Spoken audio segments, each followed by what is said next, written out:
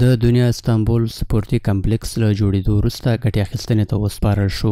دغه ورزشي کمپلیکس کرایه کوونکي وایي چې د سپورت د ودې او پراختیا او د ورزشي ټولنې د ملاتړ په موخه دغه ورزشي مرکز په 7 جریبه ځمکه کې جوړ کړی دی. د دوی په وینا چې په یاد مرکز کې 2 د فوټسال میدانونه، د سنوکر کلب، د بدن ښکلا کلب او د لامبو لپاره حوض د ټولو عصري او پرمختللو ورزشي اسانتیاو په لرلو سره جوړ شوي دي.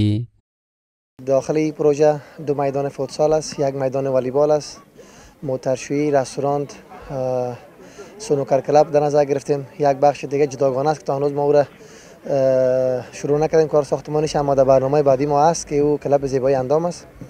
دیگه هدف از تأسیس این پروژه رشد ورزش در ولسوالی ما، مخصوصا در ولایت بلخ، چون نیاز مردم دمی ولسوالی که ما فعلا هستیم، نیاز مردم دم تک سایه ورزشی بود.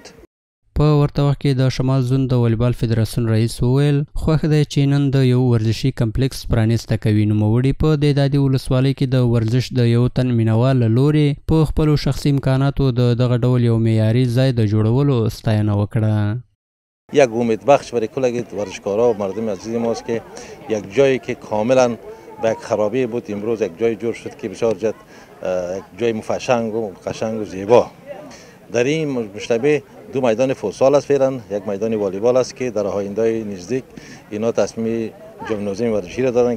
له بلې خوا ورزشکارانو د ورزشي ستونزو د حل په موخه د دغه ډول مرکز جوړېدل مهم وبلل او په بلخ کې د اسلامي امارت له مسؤلینو او د یاد مرکز له جوړونکو څخه مننه وکړه.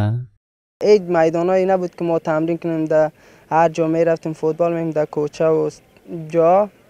باز وقتی که این میدان جور شده برای ما خیلی سوالات زیاد آورده. ما میرفتیم به شهر و ما درست فوتبال کرده نمیتونستیم. فوتبال میکردیم، ما پیروزی‌های زیاد را کسب کردیم، اما طوری که باید فوتبال میکردیم نشد.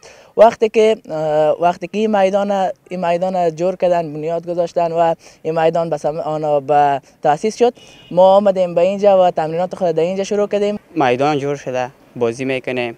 سابق در کوچه و سرکاب فوتبال میکردیم، حالا میدان است، در اینجا میایم فوتبال میکنیم. د یادولو وړ ده چې دنیا استانبول سپورتي کمپلیکس په شمال کې د 209 الفتح قلوردو د قمندانۍ اړوند په شاوخوا 7 جریبه ځمکه کې جوړ شوی چې کرایه کوونکی کولی شي تر راتلونکي کال پورې له دغه ځای څخه ګټه واخلي.